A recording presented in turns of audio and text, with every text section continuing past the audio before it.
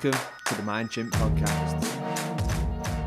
Okay, welcome to the Mind Chimp Podcast. How are we doing? I'm really good. Thanks for having me on. No, the pleasure's all mine. It's a long time coming, right? We have been talking about it for about 6 months, I think. Yeah, I reckon so. Maybe a touch longer. But anyway, we digress already. So, first thing I need you to do for me, Kate, is I need you to tell me 5 numbers, if you can, please, from 1 to 100. Oh, this is exciting. 7, yep. 23, 42, 61, 95. Awesome. We will come back to them a little bit later on down the line. So, with all my guests, Kate, the first thing I do is ask them to give me a bit of a log line. Can you remember what yours is? It's something I really enjoy about your podcast. And when I listen to them, I always think, oh, what would I say? So actually coming on here, I had to think about it. So I came up with, I am a collector and connector of people and stories. A collector and connector of people and stories? I think I just woke my Alexa up then. Smart homes. Yes. That's what I came up with. Okay, so explain that to me then. So I think my role, I think you said that we might get into some of like my career and journey and things. I guess it isn't very straightforward or very black and white. And also I don't know that I just wanted to define myself in my log line by my job. Okay. So I tried to think about what I'm like in my personal life as well. I mean, Gemma Patterson, nee Critchley, talks about, work being more like normal life. And I think that, work, what I do for a living, has always kind of bled into my personal, who I am. So, but I don't necessarily just want to define myself by my job. Okay, so let's just take the connector out of the way for a second. Yeah. So collector, how, in what way? I think that I really like people. Okay. And I once did one of these personality profiling, quizzes, tests at work. And it was one of these, it was a while ago when I worked for a vendor. And it was one of these, how does the dynamic of the team fit together and how do all the different personalities work together? And they had never seen anybody with such a high score for being sociable. I was literally off the chart, and that might not surprise anybody that knows me. But I like to collect people as I go through life. And I used to have a teacher when I was at school that used to say, if you can count 5 true friends then in your life, then you're really lucky. And I have got more than that without wanting to, humble brag it or whatever. But I like to, I collected you, for example, like you're in now, you're in my collection. That's it. So I like people to be interesting. I like people who challenge me. I like people who support me. I think that, especially probably working from home and working remotely, I think that's even more important probably latterly in my life, because otherwise I could sit here all day and maybe not talk to people. And that would be something that I would struggle with quite a lot. So obviously I know you know me, but why do you think you are so social? Where do you think that comes from? I think it's just in your personality, or it's not really. I think, obviously a lot of these Myers-Briggs things have been debunked over time, but I think that, if you're introverted, you're introverted. If you're extroverted, you're extroverted. It's not to say that you can't be one or the other. And I think I've got a friend who describes herself as something like the most extroverted introvert that she knows, or something like that. But I don't know. I think it's just always been my personality. I think I've always liked, ever since I was a kid, and now I'm a mum. I've got 2 kids, and they both absolutely love being with their friends. And just over the Christmas holidays, had to make sure that we had sort of meetups and play dates scheduled in, because they're desperate to kind of hang out with their mates, and they're only 2 and 6. Oh wow. So I think it's just, probably just in my personality. So have you always been like that? Is that something kind of where you've come into, or have you kind of been like that throughout, school and stuff? Or I think so. Yeah. I was talking to somebody earlier about school, and I was saying, I always feel really sorry for people who had a bad time at school, and that's a common thing that you hear. But we were talking about it, and I just had all I remember from school is having fun. all right, I'm sure they okay. were boring lessons, and I'm sure, there were some physics lessons that weren't all that exciting. But yeah, all I remember is having a good time and laughing. And yeah, even the learning was fun, wasn't just messing about. I was quite good at school. But yeah, I think that's always just been there. All right, cool. So I mean, while we're in school, I guess obviously, when you had the teacher come up to you and go, Kate, what do you want to be when you grow up? What would you say to the teacher? Well, I ruled out being a digger driver. That was my first ambition, as my mum always likes to tell people. And then I wanted to be a professional footballer. But when those two fell by the wayside, I wanted to be a journalist. All right, okay. So So, and then again, one of these sort of test things that you do when you're doing your GCSEs or whatever, um, it came out that journalist was high up the list, but marketing came out as a possibility as well. So then, and marketing and advertising, I think it was at the time, show my age maybe. And then when it came to looking for university courses, when I was in sixth form, that I don't know if I should say this, but I got a lot of advice about trying to get into English courses, which is what you needed to do journalism. There wasn't really like journalism courses, it was kind of English and then on at that time. And everyone said, oh, you need kind of three A's to get in. And I was thinking, oh, I'm not going to get three A's, And so I started looking at some of the marketing and advertising courses as maybe a slightly more realistic option. I mean, actually, I did right in my A levels. I didn't get three A's, but yeah, and that's how I got into what I do now, because I went to Aston and did a marketing degree.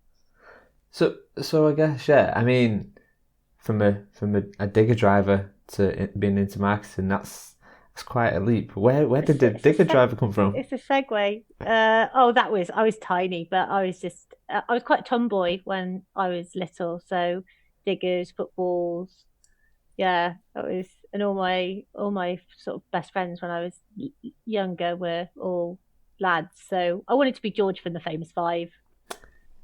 Who doesn't? Who doesn't?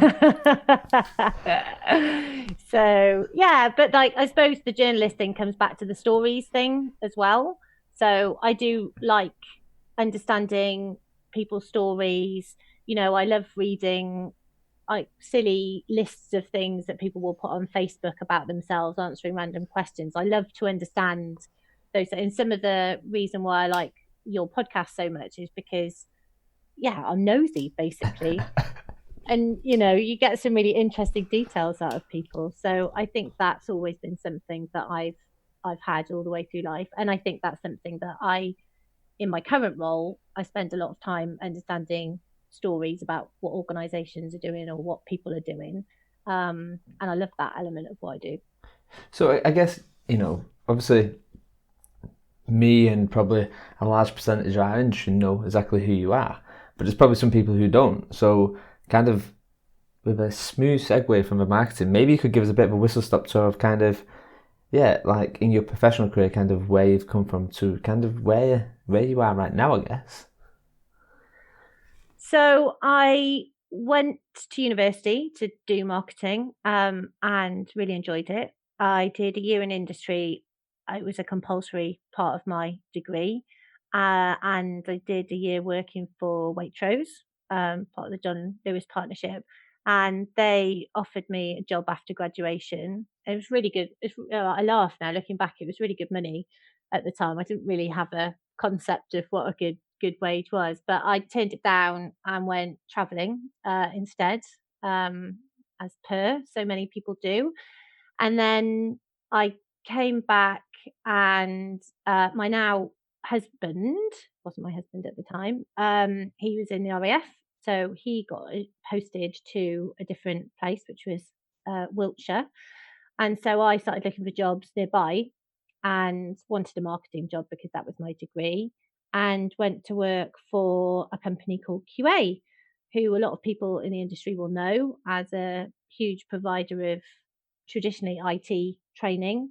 But they've diversified obviously a lot over the years. They're still an absolutely huge company now, one of the biggest really, and they do all sorts of project management. They do a lot of digital stuff now as well. And so that was how I got into this wonderful world of training / learning and development. So I started off life there, and then I went to work for what is now Calidus from there, and that's really how I got into the learning technology side of things. And I did 3.5 years there, and that was where I suppose things started to open up really.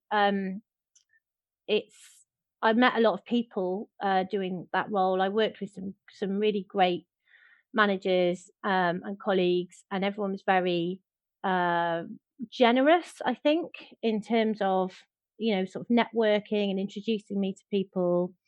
I mean, we're prepping for learning technologies now as we sit here, learning technologies 2020, and I think this is my 16th year. Wow. So it's pulling a face, consecutive year of learning technologies, which is terrifying really, because QA used to exhibit there back in the day as well. So that was one of my very first ever experiences of a trade show in a professional role. But I got introduced to lots of people, and Twitter took off while I was there. That's when Twitter started.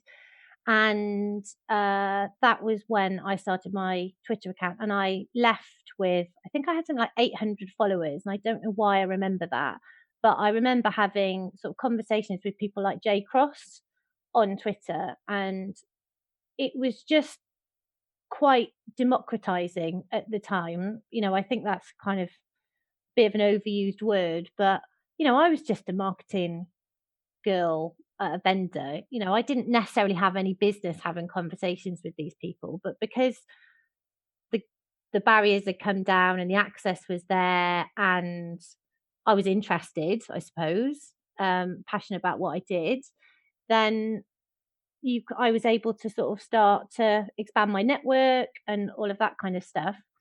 Then I had a bit of an ill-fated stint with a different company. And then from there, I left to start up my own marketing business and another startup on the side. And I did that for 4 years. And that's where a lot of people know me from, I suppose, is that period of time. And I worked with some great clients. So my existing employer, Fosway, was a client. Kineo, for example, Sabre I worked with. So I had some really fantastic clients and experiences while I was there. And then we relocated back to Wales. And so I decided to bow out of the business and went to work for David Wilson at Fosway Group. And I have been there for 4 years, scarily enough.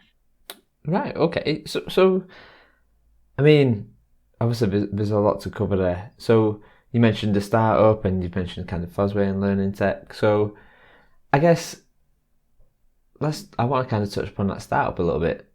So I'm assuming, most people have ideas, right? And a lot of them don't follow them through.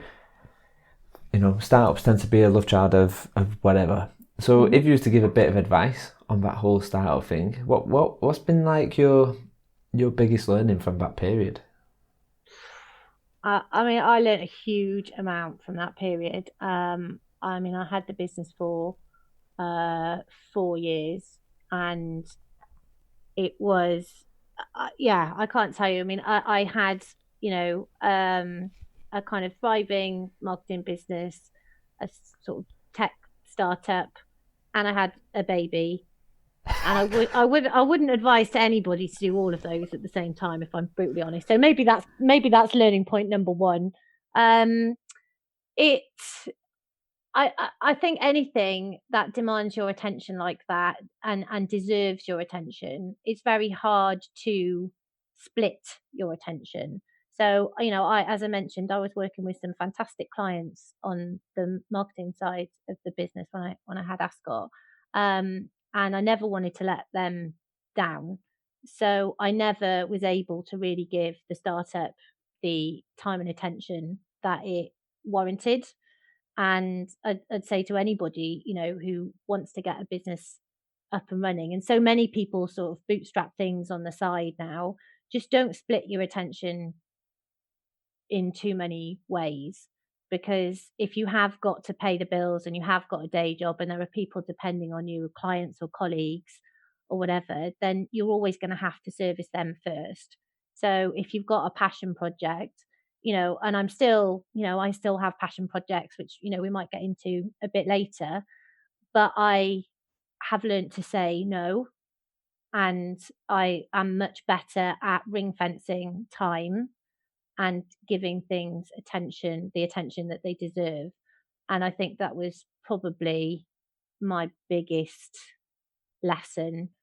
I would also say there's a lot of guff out there about, oh, follow your passion, do something you're passionate about, and all of that sort of stuff. And I don't necessarily think that that's true when it comes to something like a startup. I don't necessarily think it has to be, oh, I love makeup, therefore, it has to be something to do in the makeup arena. I don't necessarily think that that is true. And sometimes when you work so hard on something and are so close to something, it can kill it a little bit for you.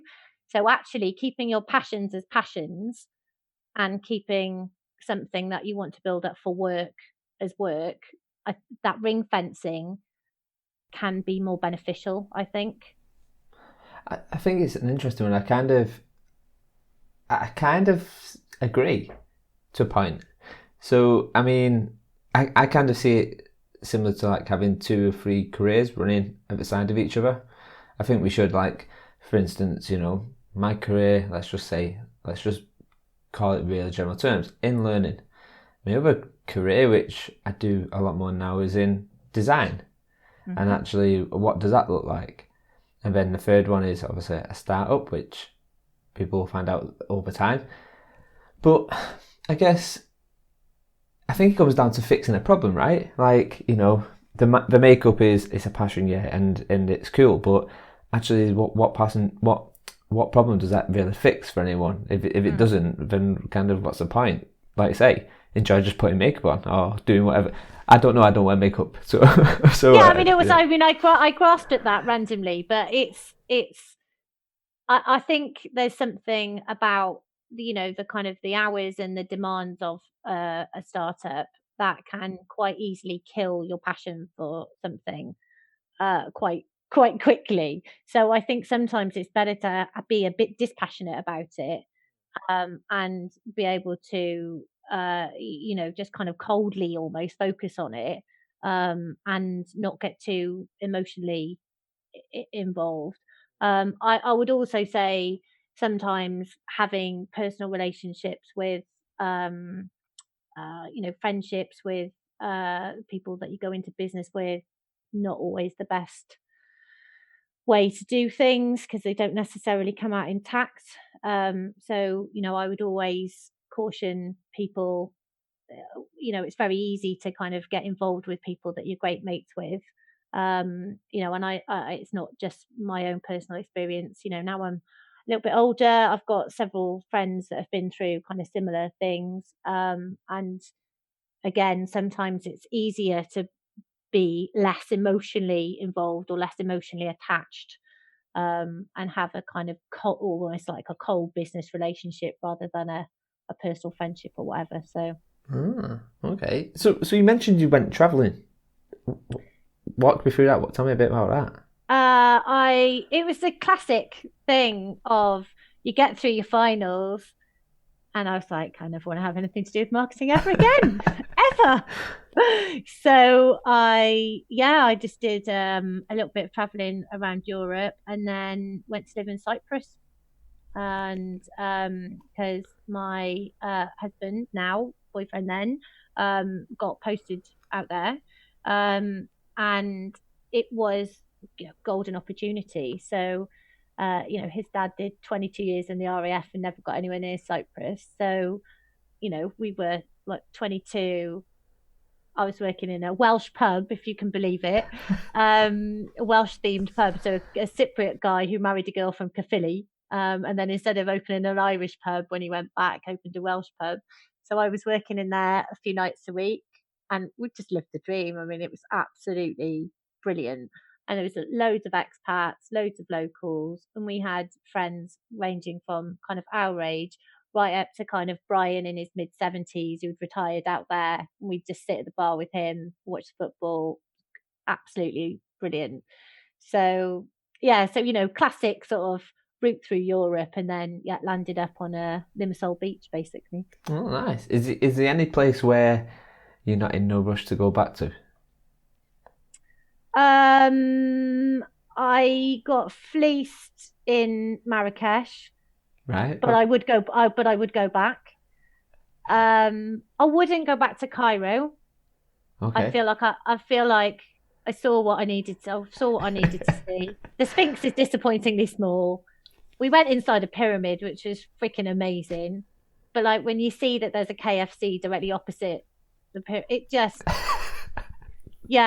killed it a bit. And we did the museum, and then we got out. And my dad spent like many years in the Middle East, and he just said, he said Cairo. He said, get in, go to the museum, go to the pyramids, get out.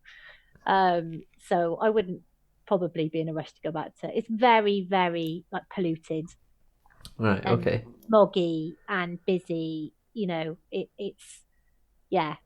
It's not to say don't go there, but I wouldn't necessarily rush back. It's not what it used to be. Is that? Well, no. Well, certainly Cleopatra is probably turning in a grave. Yeah. So, how did you get fleeced in Marrakesh? What happened there? Oh, it's just classic going into the souks on like the first day, and then again, you see, I like people. I like to chat. Anybody that knows me will know that I like to chat.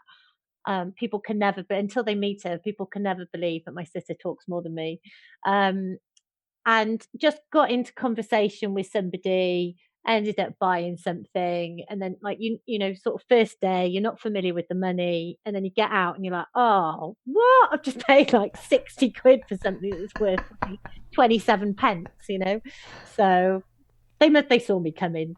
Yeah, I can imagine it's like, oh, whoa, she's not from around here. And that's the thing, I mean, I'm pale, I'm redhead. I mean, I just, they just know. When I lived in Cyprus, I tried to learn a bit of Greek, and I obviously, having been an English, colony or part of the Commonwealth or whatever, Cyprus, everyone speaks really amazing English. You don't need to be able to speak Greek to get by there at all. But I was like, no, I'm living here. I'm gonna try and learn the language. And I'd go into a shop or whatever and try and speak a bit of Greek, and they just laugh at me and speak to me in English. They could just tell, just by looking at me. So my Greek didn't get very far, to be fair.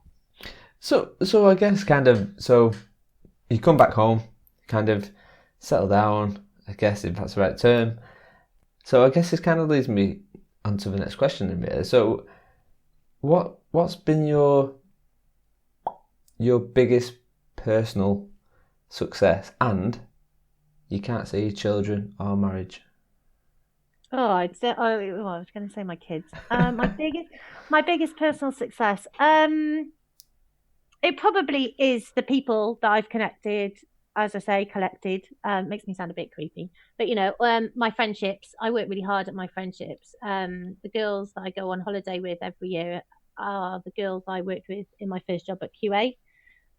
So that is 16, 17 years into friendships. We're all scattered around, we're all really busy, but we all still meet up, we all still go on an annual holiday together. I've got really good friends from university, I've got really good friends from school.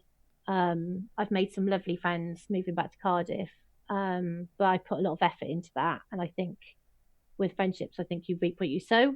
And it's a bit the same for I guess, what some people call like your personal learning network, PLN. But I've got some amazing professional, I suppose, relationships that have become friendships. And if you look at like my Facebook, I've got a lot of people who I would have put in a work basket previously who are now friends.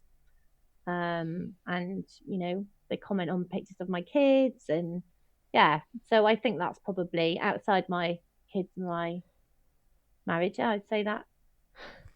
It's a really interesting one, that whole situation of, I won't say murking, but it's not murking, but that kind of, that crossover of, you know, when people go from like your work to your personal and vice versa, it's a strange thing.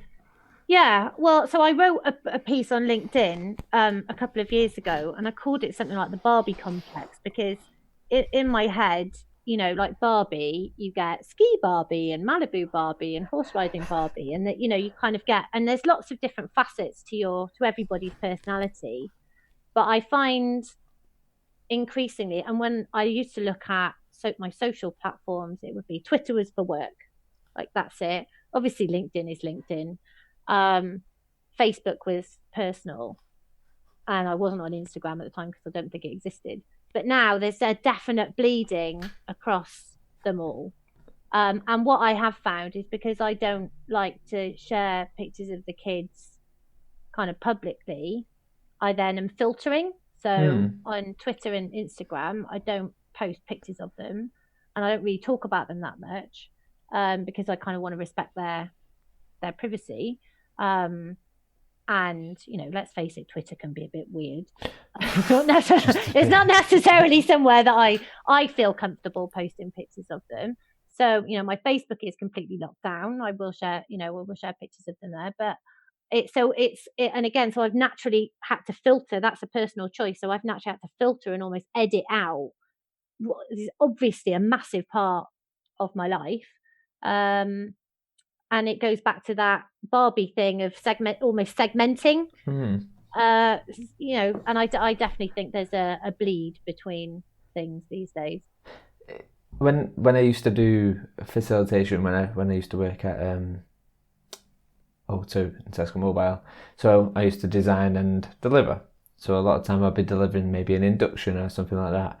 And as with most inductions, you know, when you spend a couple of weeks with him or whatever, all of a sudden they're your best friend. And I remember once I kind of sat back and looked at how many friends I had. I was like, I pretty much got a whole call centre on me. And I'm like, these aren't even like my close friends. And I remember once I was looking at that, and on the side, you know, it tells you recommended friends or whatever. It's like, that's my auntie. So I haven't got my auntie connected on Facebook, but I've got this whole call centre. Yeah. So yeah.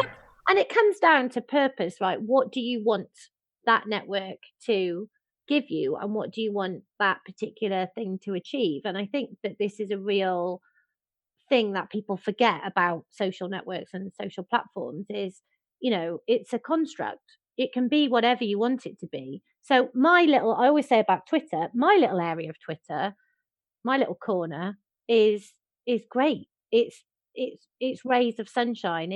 It's brilliant people doing brilliant work. I have people who are passionate about things. I have people who are clever and smart and who challenge my thinking and share things. And it is a really positive place to be. But yet sometimes if you venture out of that and look at like discussions about politics, God forbid, or something like that, it's nuts. So my construct of Twitter and how I engage with it, I'm not saying this is right, but it's right for me.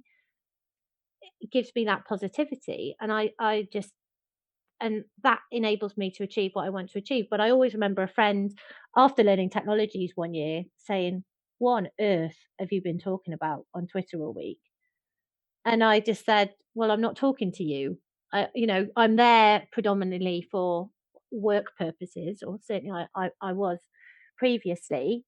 You know, if you want to know about my personal life, like, you're on my Facebook, look there." Yeah. And so I'm not, you're not my audience. So you can put up with that. Most of my friends don't follow me on there because I don't talk about anything that they want to hear about. And that's fine. That's got to be so hard though to filter. Like, I mean, I don't use Twitter efficiently is probably the best way to do it. You know, you have these people who follow hashtags and have lists and whatever else. I literally go on, get triggered, respond, and then throw my phone in the corner. Yeah, but it's organic and authentic, and I really believe that to be successful on any of these platforms, you have to be authentic. And you know, I used to be much more efficient, if you want to use that word, about scheduling posts and that kind of thing. It's just not something I do now. And I think there was probably a period a good few years ago where there was a definite FOMO element. You know, I think, oh my God, you know, what am I missing out on? And I think that the nature of it has evolved and changed over time for me. I think it's that awareness for me, the awareness of knowing actually, and I think this is where, you know, your Apple, your iPhone, whatever else now tells you how much screen time you're spending and what you're spending it on, which really helps. But I remember I was in a conversation on Twitter, and it was with Nick Shackleton-Jones, Matt Ash, and was going on about, I think it was blockchain or something, I can't remember now. And I remember sitting down thinking, wow, I've just wasted my whole afternoon in this kind of, I don't think it was like Is it a waste though? Yeah, I think so. I think so on a Sunday. And the reason why I think that is because I think you're responding back and forth, and you're kind of interested in the conversation, but when you look out, you go, wow, I've just spent 4 hours on this. And you've got your dog who's looking at you with the big puppy eyes going, you know, what you're doing. With a leopard print bow tie on, yeah. Yeah, exactly.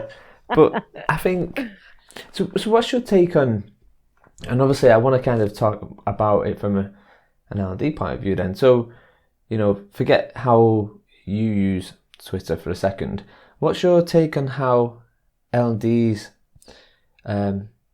awareness, L&D's kind of impact on Twitter, and how do you see what I'm trying to think how I can put this. What do you think the perception is of L&D on Twitter? Like, I can tell you what I think, but I'm really intrigued to tell you what you do. You mean other people who are outside L&D or people within? Well, no, people within, like how they use it, So someone said to me this week that they find nowadays that it is there's too much posturing, and there's too much who can shout the loudest, actually, and that is a genuine, it's not like, oh, asking for a friend. That is something that somebody said to me, and they are going to they're personally taking a bit of a step back from things, which I thought was interesting. I do sometimes, I've always feared that it could be a bit of an echo chamber, or can be a bit of an echo chamber, and people sort of patting themselves on the back, you know, for whatever. And it's everybody kind of, there's a clique of people that think the same. I personally feel that we're past that kind of peak, because I think there are other platforms are available. And I've seen the use of like LinkedIn change quite a lot in the last few years. I think people have other kind of platforms, and I think that kind of usage of it being you having to be present is not so strong. And I think Neil Lasher, I don't know if you know Neil, great. He's always got a good soundbite, Neil.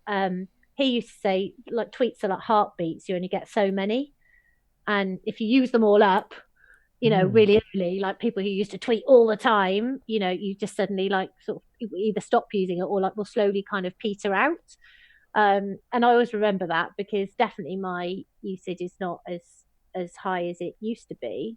But there's still value there. And things like L&D Insight or HR Hour, you find some really good input into that, but you also have to remember that it's only a really small percentage of the profession that are represented on there.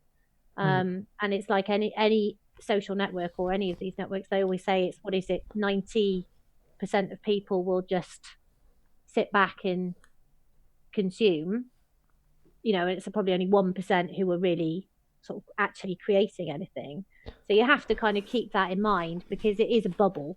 And I think the same is true if you look at the recent general election, you know, if you looked at any sort of Twitter or whatever, you'd probably have believed that Labour were going to win, which obviously didn't happen. So I think you have to always bear in mind that it is a bubble. It's not necessarily representative of the profession as a whole. I have this theory that you could probably take a snapshot of LinkedIn L&D and go back 3 years, and within that week you can see the same discussion being talked about. I honestly believe it is that. It's so my boss, David Wilson, he's had what was Elearnity and is now Fosway. It's 23 years old now, that company. We've for our 20th anniversary, which was not long after I joined, I did a bit of a retrospective. I went back into the archives and pulled out a load of papers and articles that he'd written kind of over the years. And it was terrifying how relevant some of them were. Social learning, he wrote something for social learning for TJ Training Journal in like 2001, and it could have been written yesterday. There's definitely some stuff in there around rapid e-learning and authoring, which is dated, right? There are things that, but pieces on blended, I have, I definitely see those conversations still playing out. And doing judging, I do some judging on some of the awards, and some of the, when you're going through the shortlisting stage, there are still some really basic things, that are happening that are very like bit of e-learning, bit classroom, not very actually blended at all, really, probably quite segmented. And I there are definitely some themes that never seem to go away. I think it might have been Suck who kind of gave me this advice, and he was talking about you just have to be mindful of your usage. I think it was in a period where I was in between roles or something like that, and obviously a lot of the time you fill that space. You can only look for jobs for so long, it gets draining. So I remember I was in a period of just constantly scrolling Twitter and whatever else, and he's like, you just need to be mindful. Actually, he's very specific about when he goes on there. Like, okay, I'm going to give myself maybe an hour to look at whatever. And based on that, I kind of just decided, what I'm going to do? I'm just going to turn all notifications off. So just to stop that kind of nudge, that thing of, hey, look at me. So I think now on Twitter, half the time someone will send me a DM, and I'll pick it up like 3 or 4 days later. So there's the flip side to that of turning it, there's the reason why I need to be on. But, well, it's like Instagram. They're talking about Instagram turning off likes, aren't they? Or like being able to see how many. So I think you can see, but other people can't see how many people have liked your post. And it's interesting. I mean, my 6-year-old asked me for a TikTok account the other day. You and I have talked about TikTok. Yeah. And he watches YouTube, and he wants to start a YouTube channel for doing football tricks. And he's asking me, how did he get likes? Wow. And I'm like and I'm sort of having a conversation with him about not setting your self-worth by the number of likes you get, and he's just like glazing over. But he's 6, where does that come from? So here's a great example. So you've watched Top Boy, right? The guy who's in Top Boy, yep. Ashley Walters, I think he's called. Anyway, commented on one of his posts yesterday. He responded back. Oh, nice. Yeah. First thing I did is took a screenshot of it. Yeah. That's it. I've made it. I made it. Yeah. Mum, Dad. And I'm like, what? I'm 36. But I just think, as a 6-year-old, where does that come from? Because it's got to come from, I'm assuming it's got to come from school, right? It's got to be... I think it comes from, he's watching these videos of footballers doing tricks, that, and he also he plays like Super Mario, and he watches other gamers play to pick up tips, and he's learned how to play Minecraft essentially through watching some of these YouTube videos. Now, we're pretty strict on how much he watches, but even then, they all say at the end, don't forget to subscribe, don't forget to like, it's just it's just going to be part of his narrative as he grows up. You're not going to be able to, as it stands, he's not going to be able to get away from that. Yeah. And the channels will change. TikTok, whatever the next thing is. Facebook's for old people, isn't it, really? So whatever it might be, that will change over time, and by the time he's 16 it will be something else, obviously. But that kind of sharing and filming, and him, he's asking, he wants me to video him doing football tricks and share that, but actually to bring the conversation back to learning it. So it's a bit scary in some ways, the influence that that's had on him, but how much he has learnt. I don't know how to play Minecraft. Oh. I haven't got a clue. I'm not a gamer at all. It just does not float. It never has done. Never floated my boat. So when we sat down and booted up this Minecraft game, I don't have a clue what to do. It's like the blind leading the blind. But by watching other people play, he's learned what to do, and he can go off and build houses and castles and all of this great stuff that he loves doing, like with Lego. And now he's able to do that in Minecraft.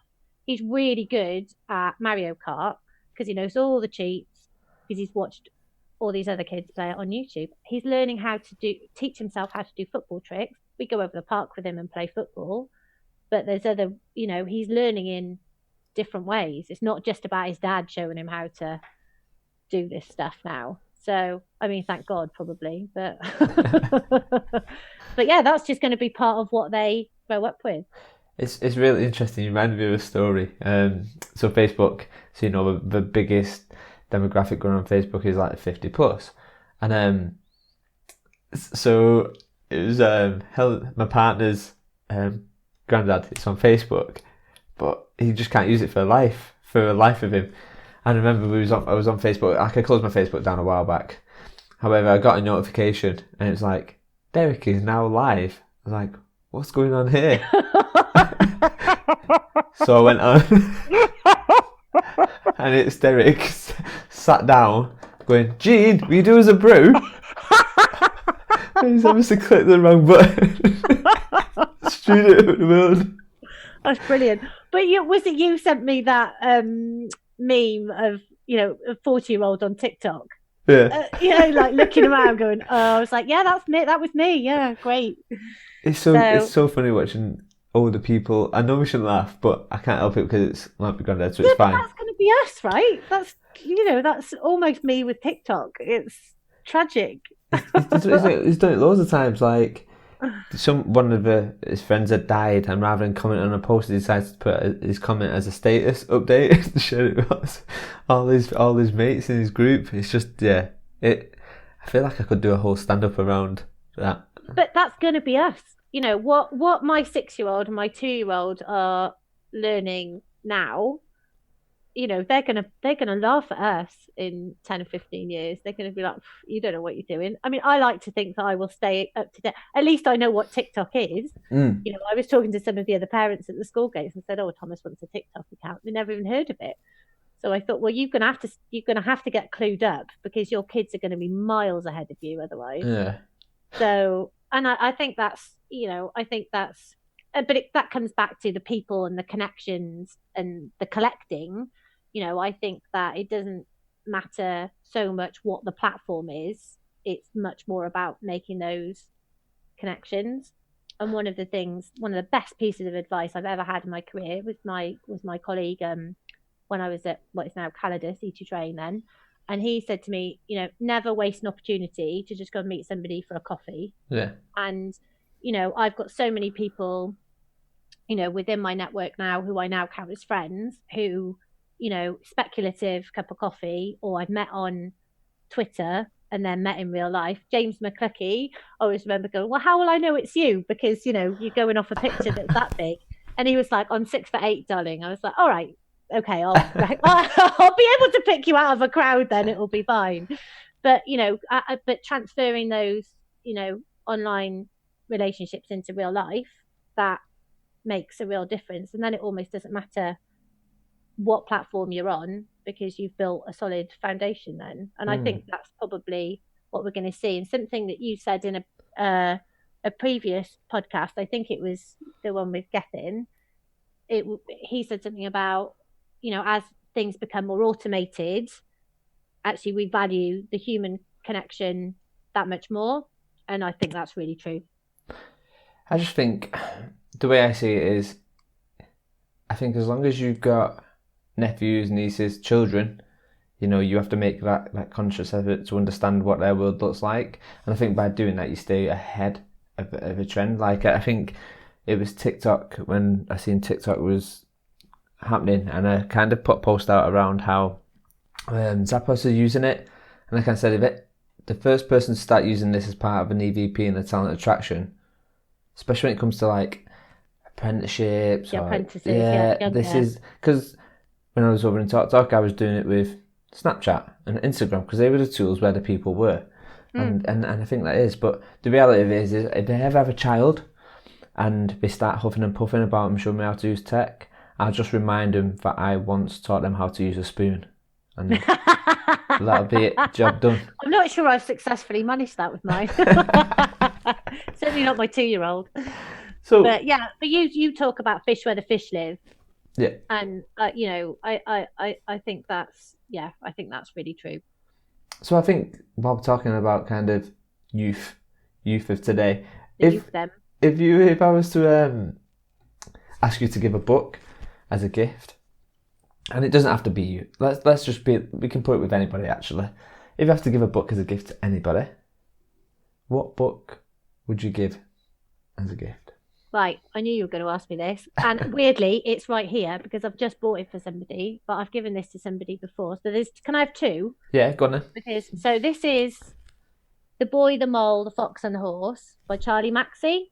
Okay. And I don't know if you follow him on Twitter or Instagram, but it's beautiful drawings, and it's just like little things to sort of help with kind of mental health and anxiety and all of the things that kind of are, you know, sort of modern day challenges, I suppose. So what is the bravest thing you've ever said? Asked the boy. Help, said the horse. And it's all sort of really, really beautiful pictures, and he shares them on Instagram, and the book is just like, the pictures are just absolutely gorgeous. So I've given this to a couple of people now just because I think it's really beautiful. And it's not, you wouldn't necessarily sit down and read it cover to cover, but it's lovely to be able to, it's like a coffee table book. Yeah. So that is one. And the other one would be The Guilty Feminist, I think, by Deborah Francis White. So she has a podcast of the same name, but the book delves into all sorts of historical, the historical sort of journey around feminism, but also things around, you know, transgender and like sort of gender fluid, gender neutral, all of these kind of new, in inverted commas, phrases and things that I think, you know, we're laughing about old people struggling with tech, but I think there are people out there who for sure are either just ignorant or ill-educated or not sure about all of this stuff. They might have the best intentions, but there's some really, really good stuff in there about all of that. And I think for men and women alike, or however you identify, it's a really, really good. I listened to it as an audiobook, so it's a really good listen. Ah, okay. I'll check that out. I don't think I've come across that at all. So I shouldn't do this, but I'm going to do it anyway. It's a segue into women in learning for me. Ah, there you go. Nicely done. Smooth. But yeah, I mean, obviously, you know, there's Fosway and there's Learning Tech, which I want to cover. But obviously, for me, so let me tell you why women in learning is important for me. I want to hear your story. So I remember I very first went to a conference, and I would say it was about 4 years ago, give or take. And I kind of put a statement out there, and it was very, very, it's quite simple, really. You've got a board of people a board of 50 plus people of age talking about millennials. Why you get some millennials on the board, and hate the millennials thing, and why is a board out of, I think there was 7, why is the board 6 for men? And I get it, I get the idea that the L&D industry is predominantly men and whatever else, or whatever you hear back from that kind of statement. And it was just more of a kind of just a call out. It wasn't me being disruptive or anything like that. It was just me saying what I seen at that event. Anyway, so fast forward, and I'm thinking about all the managers I've had, and honestly, all the managers that I've had, the best ones have always been women. So it's kind of just something what I'm aware of more than anything. Mm-hmm. So that's kind of my take on women in learning from why I think it's important.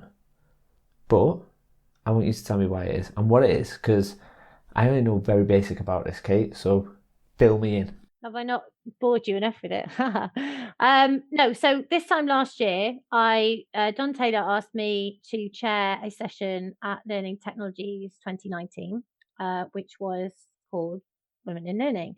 And we had 3 awesome women on the panel: Miriam Neelan, Nikki Verdi, who works at BP, and Lorna Matty, who works for Toyota Financial. And Don had put the panel together, but obviously wanted a woman to chair it. And Sharon Claffey-Calliope, who's based in the US, has previously chaired similar sessions on both sides of the Atlantic, and actually was originally invited to do so by Elliot Macy, who you may or may not have heard of, but it's very big in learning in the States and has a huge conference that is actually now part of the Learning Technologies family.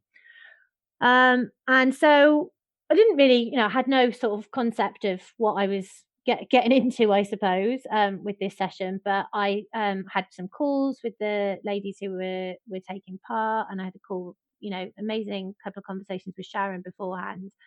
And I wanted to frame the conversation a little bit. And Don Taylor had done some research a year before, which I'd seen, and not really, to my sort of shame, really, I hadn't really absorbed the magnitude of it, if that makes sense. So he'd done some research across the Learning and Skills Group, which is a huge online community now, thousands and thousands of L&D professionals worldwide.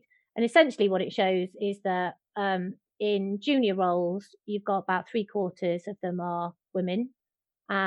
Middle managers are around 50-50 across men and women. And when you get to senior roles, around 3/4 of them are men. So women are not getting to the top, basically.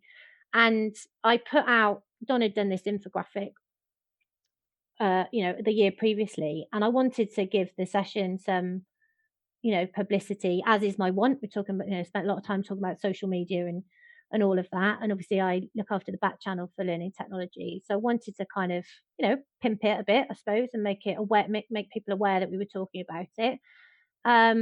And the engagement I got on that one post was just bigger than anything I've ever put out, ever, on any channel. Even things combined, I haven't had that kind of level of engagement on. It just went nuts. Oh, apart from the one time I asked about WordPress developers, and I got about 40,000 inbox. Don't ever put the word WordPress into a LinkedIn post, basically. But anyway, I digress. And I just knew that it was potentially a really hot topic for people. And I've always been a feminist. I've always been enabled by both men and women. I've never really come across any real massive sexism in my career, but it's something I feel very strongly about, despite having not been on the negative end of anything. And then, the session went really well, and we had, I think, 3 men attend, and the rest were women. But we had some really good sort of stuff come out of it. And then, since then, I, sort of after it, I wanted to not let the fire die, I suppose. And I think that a lot of the time at any conference, people go back to their desks and then it's just business as usual, right? And, and we talk about, the forgetting curve, and we talk about, all behavior change and all of the things we talk about in L&D. And I didn't want that to happen to this subject. So I set up a LinkedIn group and just wanted to keep the conversation going, really. And that's just kind of surpassed any kind of expectations I could have had. I think there's about 900 people in it now. I specifically wanted it to feel inclusive. So, it's men, women, dogs, whatever, any creed or colour. And I think that is really what the crux of it comes down to for me, is that actually, yes, the kind of the conversation and the movement and all of this has been triggered by kind of women and a gender imbalance. But actually, if you look across the industry as well, we're not really that diverse. Um, and it's really important to have, I mean, it's a bit cheesy to say role models, but, it's important for people coming into the industry to see people like them, to believe that they can get to the top and they can achieve things and they can do things. And it isn't just about the in-house side of things and the practitioner side of things, it's about the vendor side of things as well. And actually, where are the women founders of startups? There are a few that really stand out. Juliet Denny at Growth Engineering. You've got Cheryl Clemens at Storytagger, but there are still predominantly more male founders. And that's not to say that we need less male founders. We just need more female ones. But it all comes back. I've digressed a little bit, but it all comes back to that thing around inclusion. And at one of the panels we ran, LPI invited us to do a Women in Learning session at Learning Live. And one of the ladies we had on the panel works at one of the big accounting firms. And you'd think that would be really white and really male. And actually, she's from an all-female team, quite diverse in appearances, etc. But actually, she said where they lack diversity is they're all university educated, they're all sort of middle class kind of backgrounds, and they've all worked in these kind of very corporate organizations, and what they lack is diversity of thought.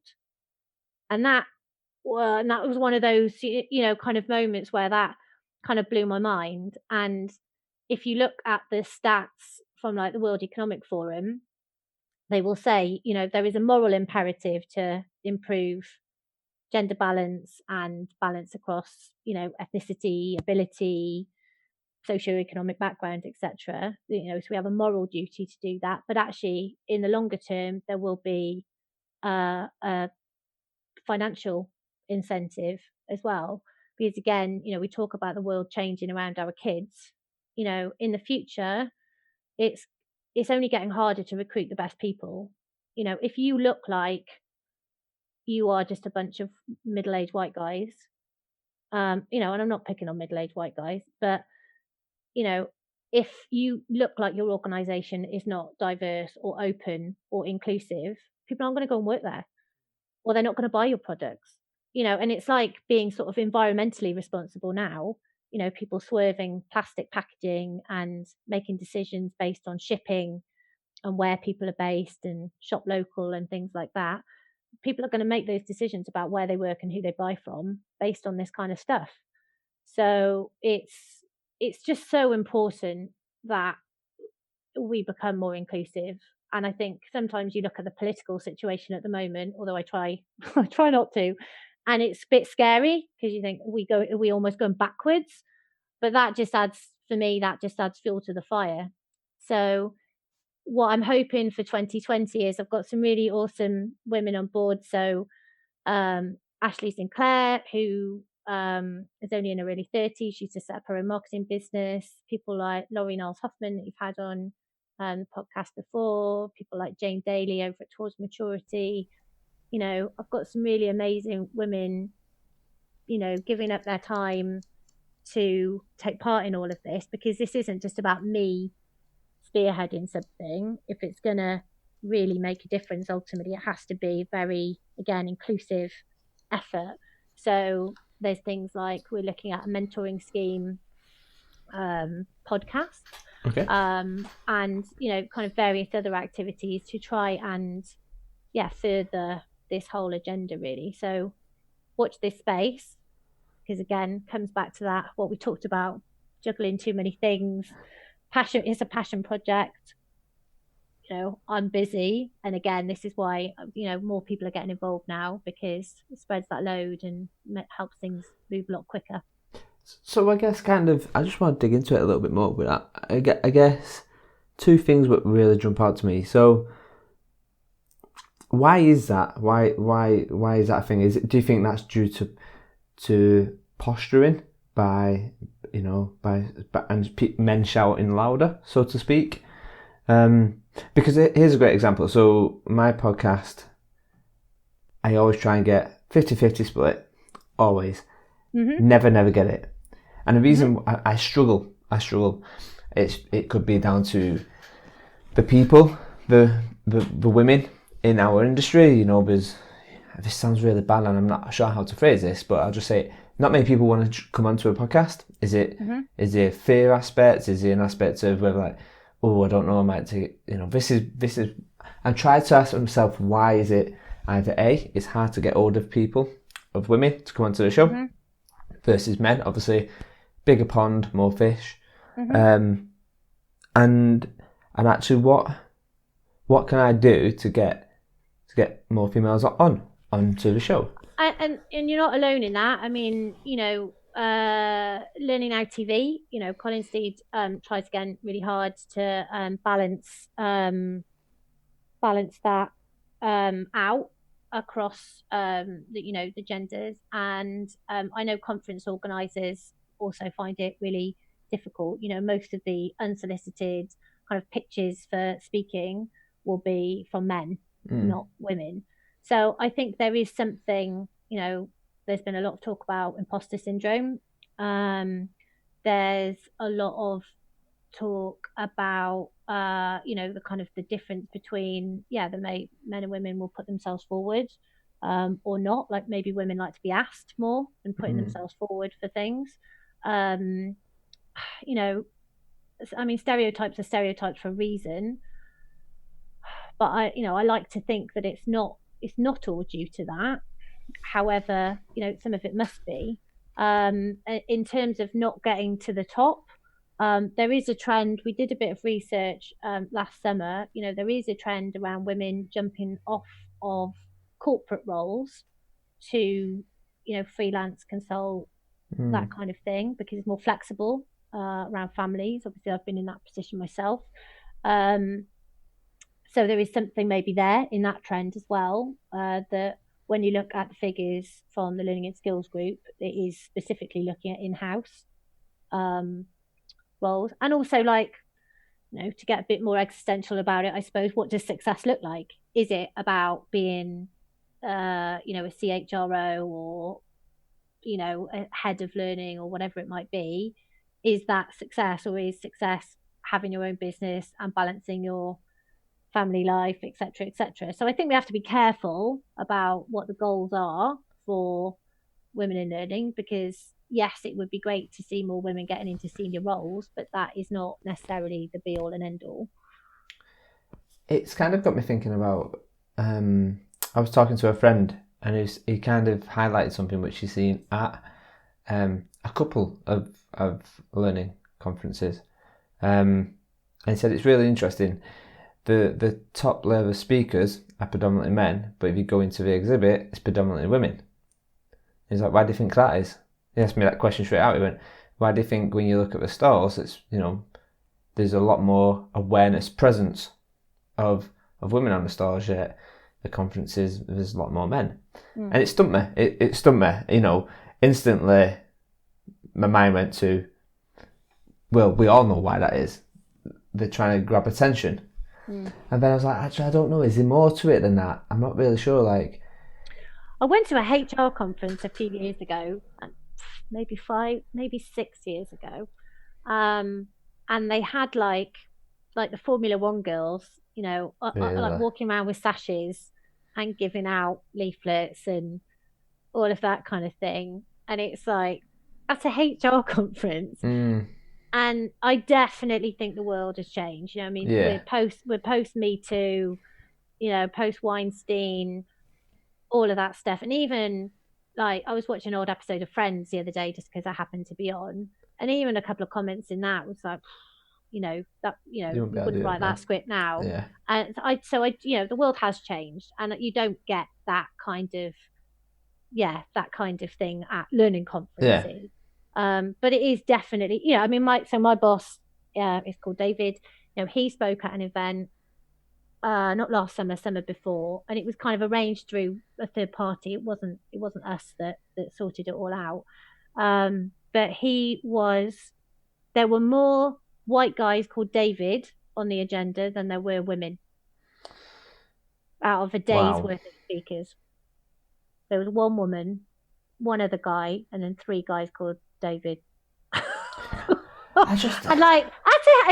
at a HR conference. Yeah. I mean, and I think this is the thing. I think you just need to start opening your eyes and looking around. And, I mean, Andrew Jacobs has this sort of hashtag that he uses. It starts with me, and is pushing back on some of the speaking invitations that he gets to say, well, what's your gender split on the speakers, or could I point you in the direction of a female colleague of mine who might be able to take my place, which is really great, and shows just sort of giving these conference organisers a bit of a kick to say, and it's not about kicking them, but just be aware and have some, just have that awareness of that mix of gender and ethnicity and whatever else it is. And ultimately, hopefully, you are then putting together a more interesting, more diverse of thought, challenging speaker lineup. I guess it's an interesting one. What Andrew's doing is great, but I guess my instant question is, well, potentially then it's only as good as your network. Like if he turns around and says, it's only as good as your network. It's kind of going back to what you were saying right at the beginning. The value what you put into them connections and the value what you put into them friendships. Because the reality of it is if Andrew only invests his time in, say, 20, his mates, his lad mates, the bias will be to direct them to a mate. So then is the question, actually, we just need more split networking opportunities?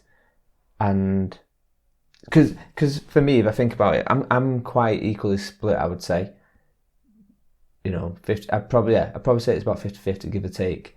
I could point to numerous women, I can point to numerous guys. But looking at my mates, predominantly it's lads. And I know it's a different kind of setting, but the reality of it is especially when we talk about what we said at the beginning about actually your workmates, the people who you network with become your friends. I think is it not a bigger question to say actually what we need more opportunities for guys to, one, be aware of the females in our industry who are absolutely amazing at what we do. Yeah. And I guess, but one, it's great having one person doing that, I guess, but we need 50, 100 people doing it. Absolutely. And I do think, I do think it starts with just that awareness. Like I said at the start, I've always been, I grew up as a tomboy. I've always had, lad mates, and I still do. And, that's not, that obviously when I was 3 years old, that was not a conscious decision. That was just, the way it happened. And who I guess my parents' friends, what their kids were. Yeah. And your interests are your interests. But I think you mentioned school, and that's been a real eye opener for me. My son suddenly coming home talking about boys' toys and girls' toys. That's not a language that we use in this house, and that's school. That's our external influences, and that's really hard to fight that. And that's what you do have to fight it. Walk into any toy shop, you've got an aisle of pink, and then you've got an aisle of blue. Effectively, it's awful actually when you sort of start to look at it quite closely. Although I do think some of that is changing. Like I think a lot of websites now you can't necessarily search on girls or boys toys. They're becoming more kind of gender neutral around all of that. But yeah, I think I got some backlash around the inclusion of men, and it's not I just without that, without men being part of the conversation, I just don't think you get anywhere. And it was a really conscious decision to make it open, because all right, you look at the split of people within the Women in Learning group. Obviously it's more women, but I do think without the support of men, you're not, and without the buy-in of men, you're not going to win. You're not going to change any hearts and minds, and that's ultimately sort of what you're trying to do. And you talk about some of your best bosses have been women. Some of the biggest enablers in my career have been men. Yeah. So it's not about being shut out. And actually, I did a podcast once, and they talked about, I can't remember, it was a glass slipper rather than a glass ceiling or something like that, and it was around women not empowering other women. Okay. And Margaret Thatcher's always used as a bit of an example. Like, she was Prime Minister, but she didn't have any other females in her cabinet, because it was almost like, well, there's room for me, and there's not room for any other women here.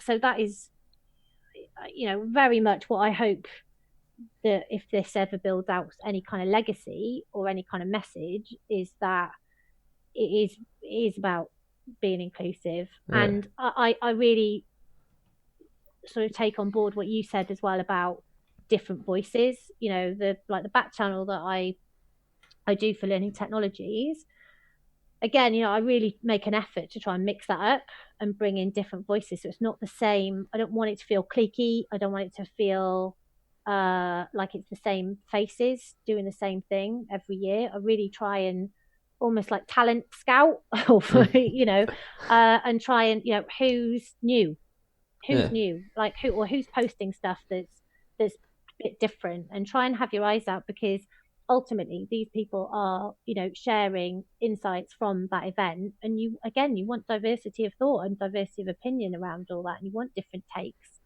and different backgrounds to contribute to that. So, and I think, I would say this, but I think we do that quite well. Yeah. And I think that shows in the level of engagement that we get. So I think it's about, being able to extrapolate that further, and, going right back to the beginning where I said I'm a collector of people. I think part of the motivation for me saying that as well is, it's not like I don't want to ever sit there and go, right, I'm done. Got my network. I'm sitting pretty. It's all good. I don't want that for me and my connections, because I like to meet new people, but I'm also a big believer in paying it forward. It's an interesting one, I guess. For me, the way I kind of see women learning is exactly what you said. It's about inclusivity, not exclusivity. The awareness is the focus, like the awareness of women in learning.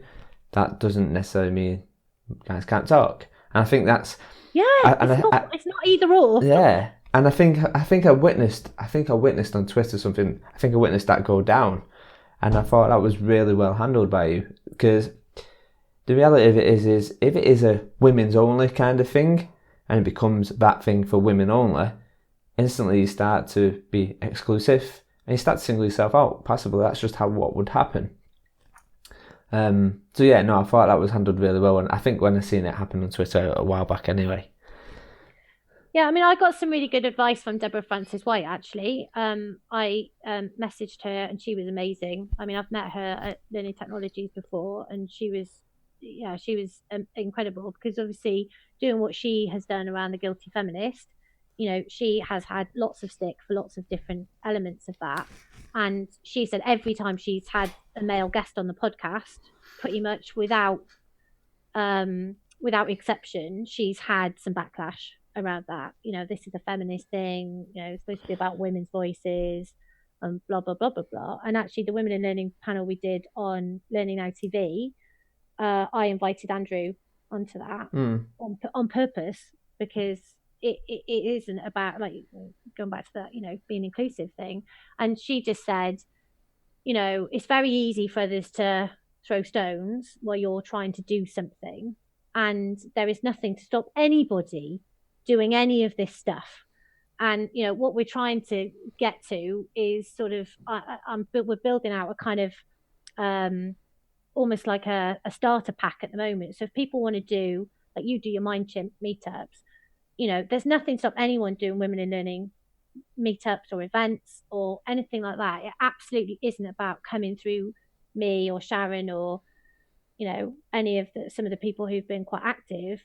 Anybody can. I want people to feel that anybody could get involved and do stuff. So I'm just working on the website at the moment, and we're working on like a bit of a pack. And the way that I liken it is, I did a Macmillan Cancer coffee morning about 3-4 months ago, and all I did was I signed up and they sent me a pack. I would say I made some cakes. That'd be a lie.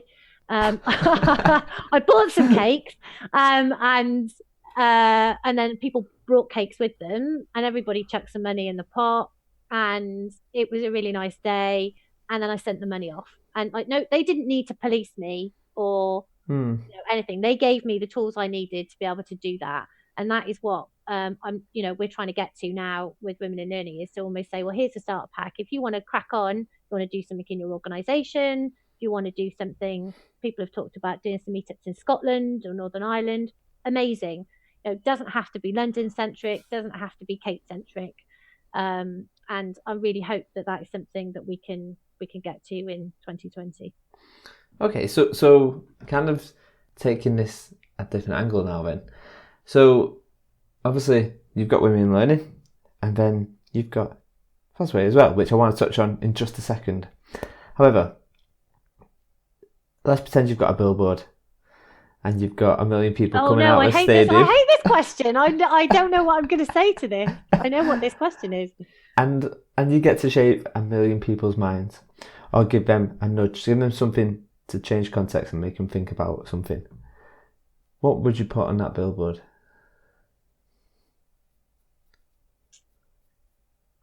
It's a really good question.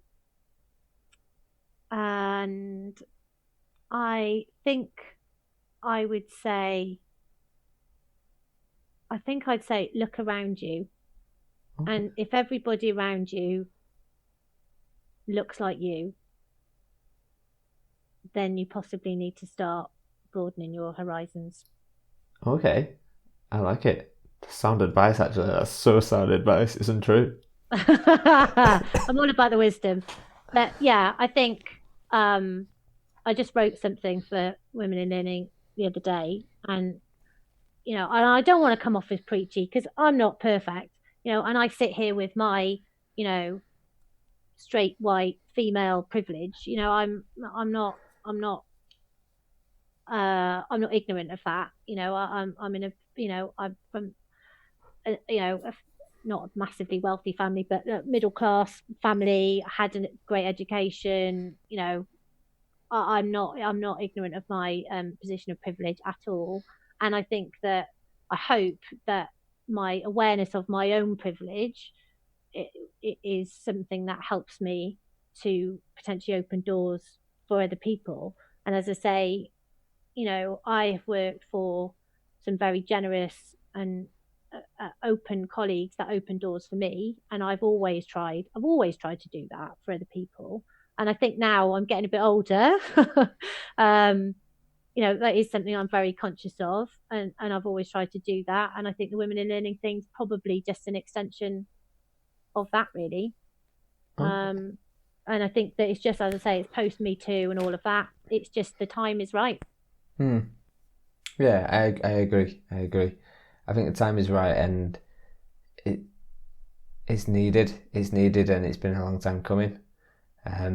So yeah, I'm really excited to see what comes from Women in Learning. Well, thanks. And I think support from our male counterparts is really key to getting anywhere. And I think that if there are any kind of real stuck in the mud sexist pig males out there, then they're not going to listen to a woman anyway. They're gonna much more take on board that message coming from a man, really. So I do think that we need the advocates, in the men in the industry, and there are still a lot of men in a lot of positions of power, running conferences and running institutes and or running big organizations, we're not gonna change things without taking you guys with us. Well, I'm looking forward to it. Good. Along for the ride. Yes, for sure. So I've got 3 questions. Well, I've got 4, and then we're done. So obviously, your role takes you to various different conferences and kind of, you do tweeting and you have your opinions, which are all valid and stuff. But one of the really big things which I like about you is you're not scared of just jumping in front of a camera and capturing your videos, your thoughts, your whatever.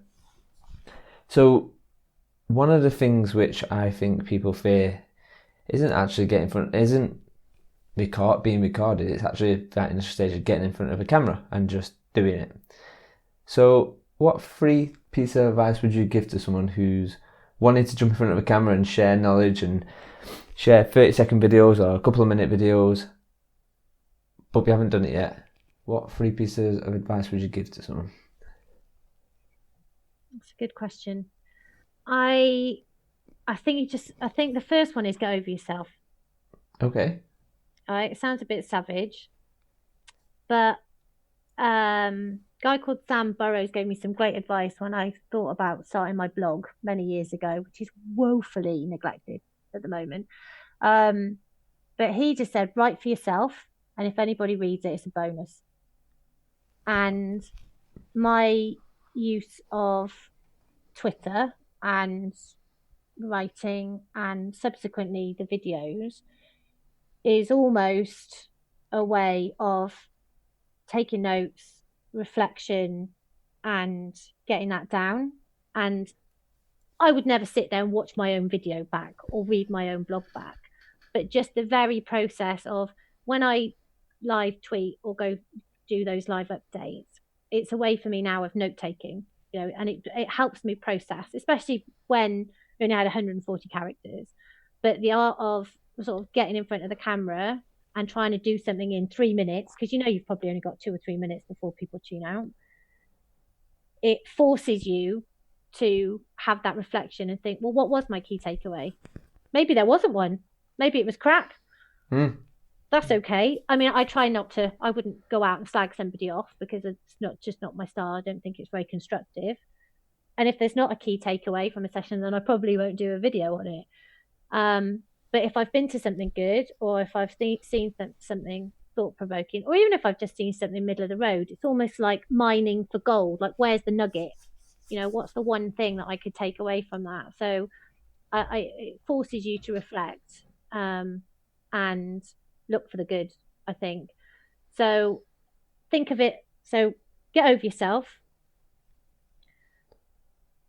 Take it as an opportunity to reflect and gather your thoughts. And have the courage of your convictions, because I disagree with you. I think it isn't about people being scared to be on video. I think it's about people being scared of their opinions being rubbished. Okay. Yeah. Personally, I think that's a bigger thing. I mean, some people maybe have a bit of camera fright, but I think it's more about not having the courage of their convictions.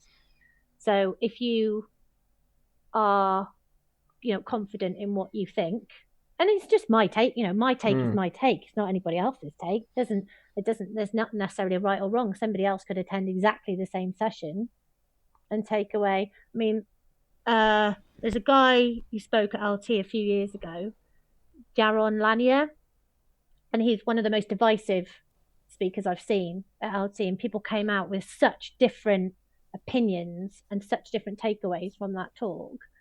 So neither of them are necessarily right or wrong. Yeah. It was a great, it was an interesting, thought-provoking session. But whatever your conviction is, have the courage of that. And I think by committing that to video, you're possibly wedding yourself to that in a way that some people don't want to be wedded.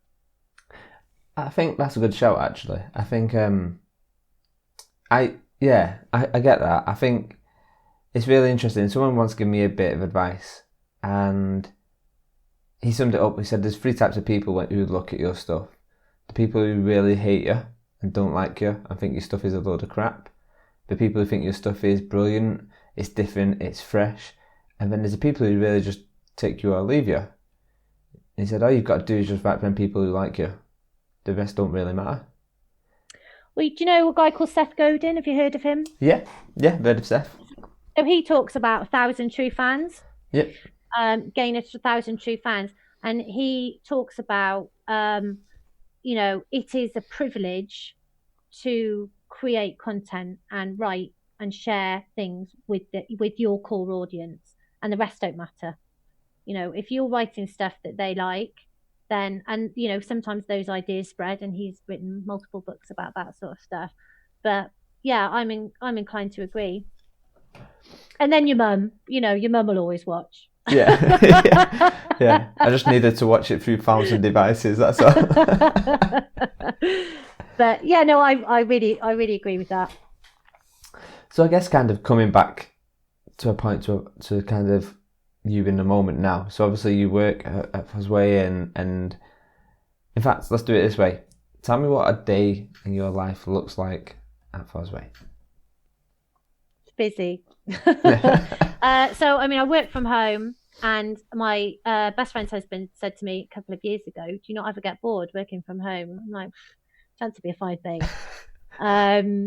I work 4 days a week, so it's full pelt. We are always busy. So Fosway has 2 practices, so a HR practice and a learning practice, and there are peaks and troughs of those at different times. So at the moment, we're in a massive learning peak. We've got the new 9 grids for learning systems, digital learning coming out at the end of January.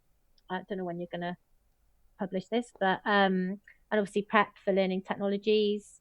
We're doing learning technologies France this year as well, and they're back to back, so that's magnificent timing. And then, so at the moment, I wear a hat that covers all of the marketing stuff. So everything from kind of the comms around the new 9 grid launches, and working with industry publications, articles, all of that kind of stuff, prepping for the shows.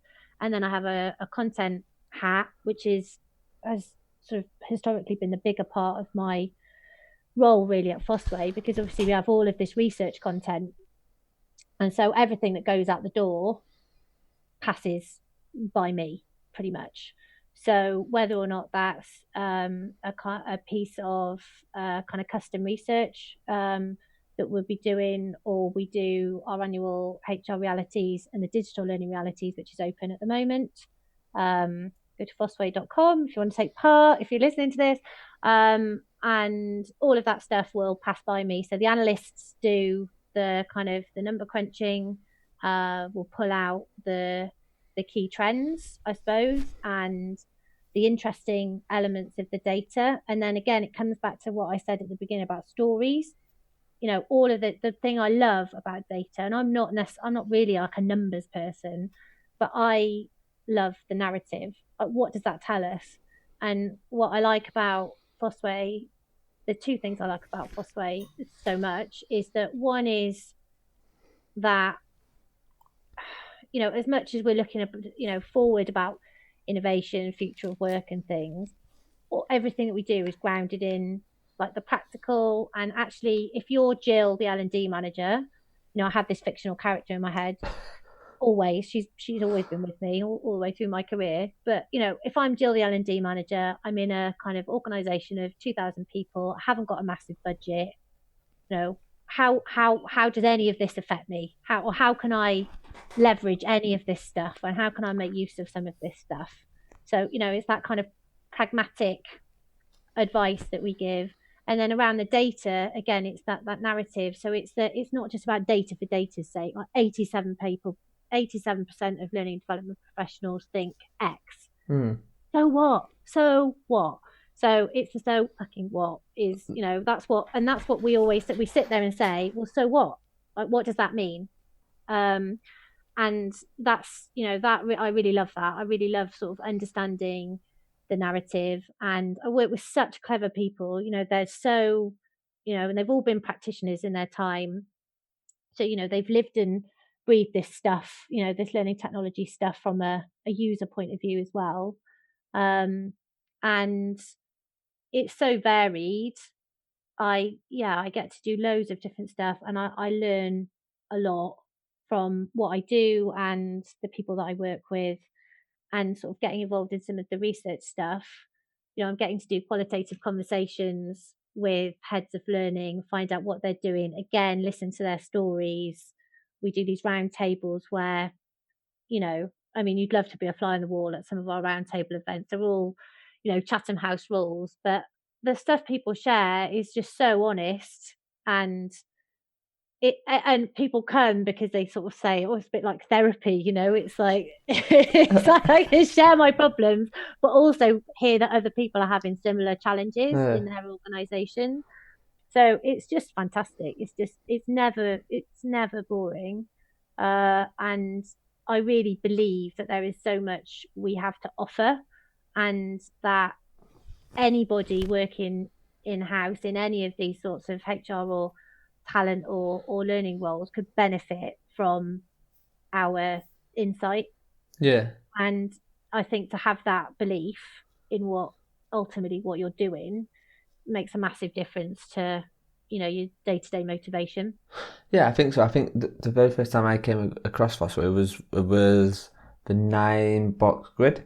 Yeah, the 9 grid, yeah. Yeah, 9 grid, sorry. And maybe share a little bit about where that came from, and kind of, because every year I know a lot of L&D folk look forward to that and whatever else. So yeah, maybe share. I think it's kind of like a physical manifestation, I suppose, of the insight in the data that we've got. So behind every 9 grid, there's thousands and thousands of lines of data.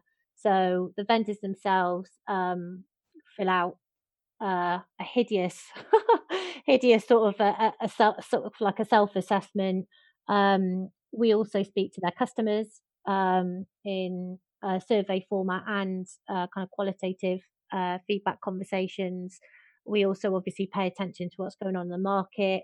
And so, you very quickly hear about trends of maybe people are jumping ship from a certain supplier, or, a new supplier is coming in and really disrupting the market, whatever it might be.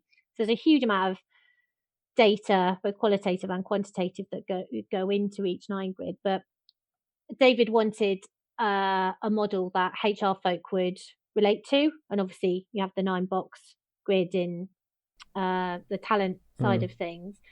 So it was very deliberate that he took that approach. He didn't want to just recreate a kind of another quadrant. And it's typical of sort of something that we would do, that there is nuance to it. So you've got the potential and the performance axes. You've also got total cost of ownership. You don't get a lot of people talking about cost and sitting a lot of total cost of ownership, because it isn't just about the license cost. Back when people used to sort of implement Moodle more, fine. Oh, it's free. Well, it's not free though, is it? Because actually you've got to pay somebody probably to set it all up for you. So where's, there is a cost, right? There's always a cost. Because that's a very basic example of thinking about total cost of ownership. And you've got presence, which, so the size of the blob effectively on the grid will show you how much presence a certain vendor has in the market, and their trajectory. So are they trending upwards? And I think the key thing about it for me is that it gives people who are buying this stuff, you walk into learning technologies any year, and I pick on learning technologies, it's not fair. It's not a negative against learning technologies. It's just because they're the biggest. But how on earth does Jill, the L&D manager, start to sift through all of that noise? Well, everybody says they do everything. Everybody's an experience platform or a whatever. There's always a different buzzword every year or two. It's really bloody difficult, to start to sift through that stuff and start to understand, actually, in your context and for your unique requirements, what do you need? And the thing that I really like about the 9 grid is it starts to give people a steer. And it isn't just about the top right. So it isn't just about who's in a strategic leader sort of zone, because actually somebody who's, sort of down here, potential performer, if you're an SME and you haven't got a massive budget, you probably don't need all those million bells and whistles on this strategic leader provider up here. So pick someone that suits you in your context. And there's value. We always say there's value in every zone. So obviously all the vendors want to be, higher up, but actually there is huge value in picking a vendor that suits, your size, your budget, etc. So I mean, I always remember when I worked for E2Train and somebody went off and picked, we were down to like the last two, whatever, in a deal, and it was a housing association, and a little housing association for like Gloucestershire or something, and they went off and picked a massive American suite provider.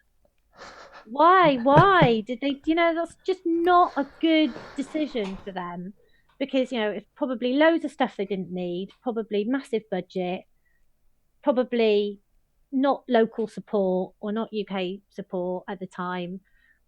Bad decision. I mean, I don't know how it turned out, but at the time I remember thinking it was a bad decision. So if we can help, Fosway can help people make better buying decisions, that's ultimately the goal there.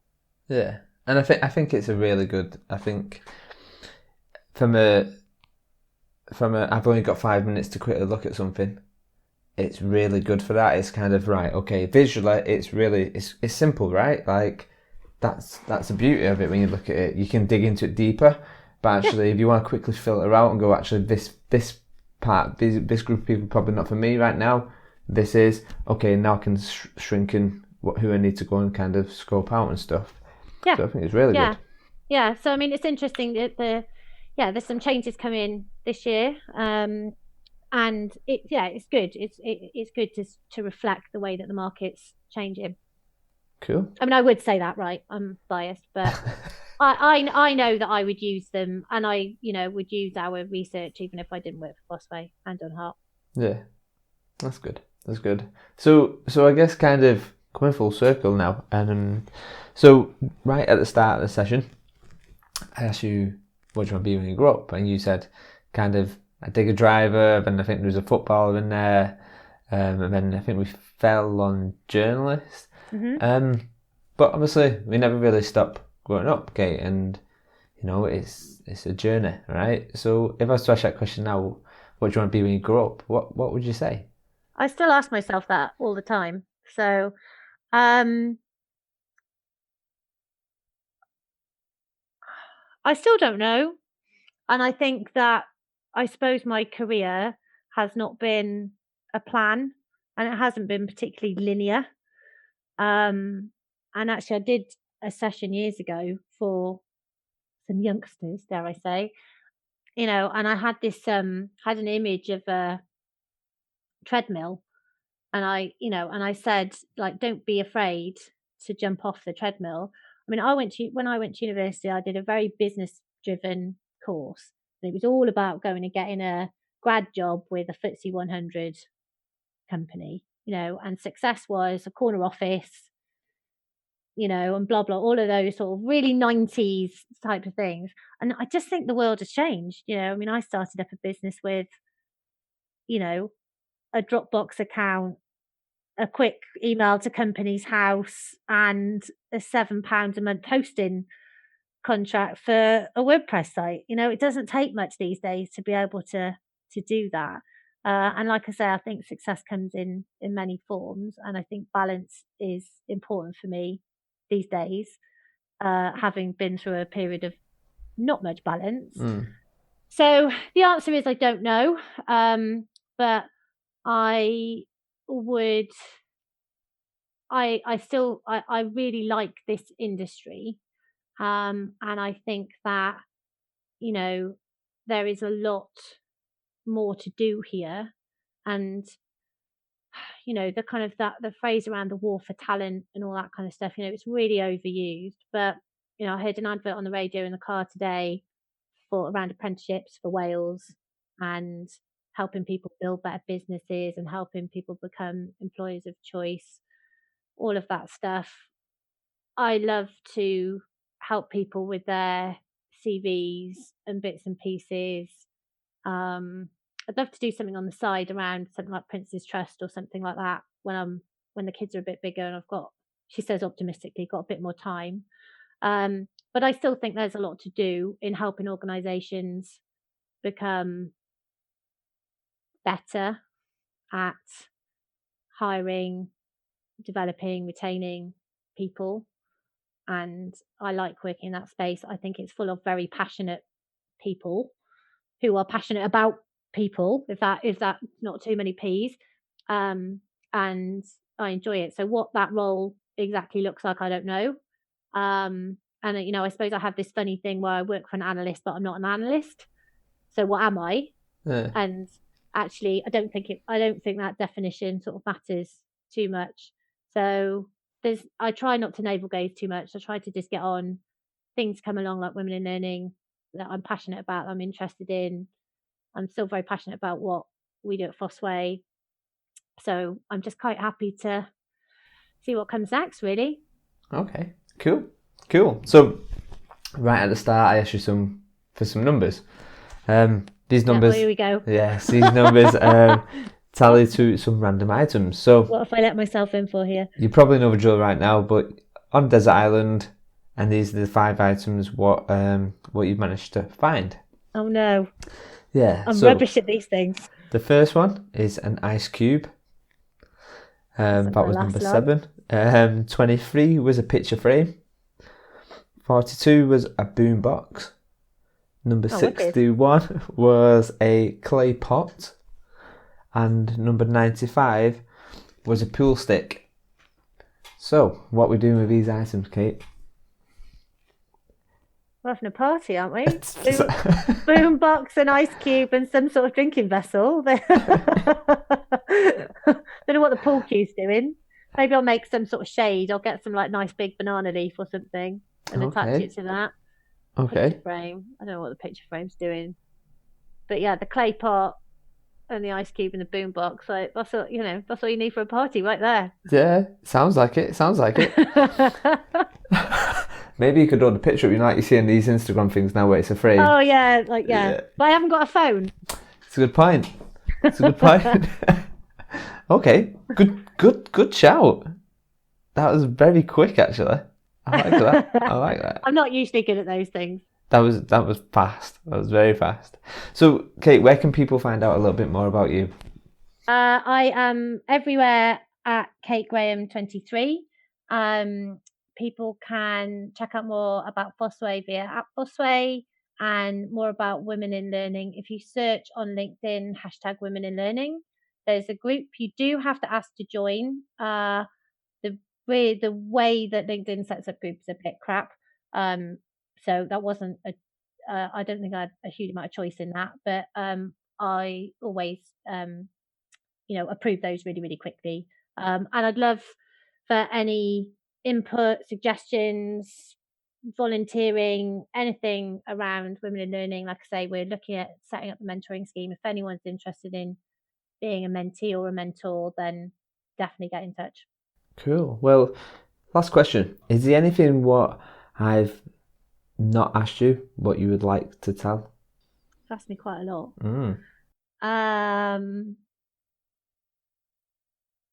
No, I don't think so. I think where I've been, where I am, where I'm going. That's it, right? Cool. That sounds good to me. It's been an absolute pleasure, Kate. Thank you very much for coming on the show. No, thank you for having me. Enjoy the rest of the evening, Kate. Bye-bye. Cheers.